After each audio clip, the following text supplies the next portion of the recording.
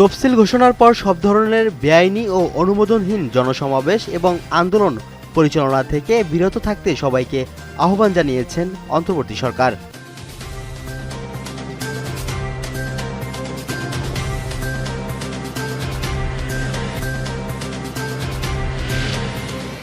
আসন্ন ত্রয়োদশ জাতীয় সংসদ নির্বাচনে নির্বাহী ম্যাজিস্ট্রেটের দায়িত্ব পালনের জন্য প্রধান বিচারপতির কাছে ৩০০ জন বিচারক চেয়েছেন প্রধান নির্বাচন commissioner AMM Nasir Uddin.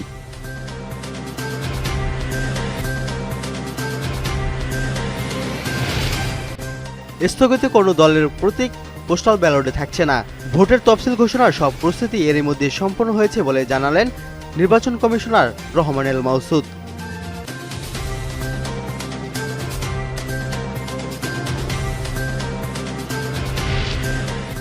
BNP সরকার দেশের প্রতিবার দুর্নীতির লাগাম টেনে ধরতে পেরেছে বলে দাবি করেছেন দলটির ভারপ্রাপ্ত চেয়ারম্যান তারেক রহমান। তিনি বলেন, দেশের স্বাধীনতা ও সার্বভৌমত্ব বিএনপির হাতেই নিরাপদ।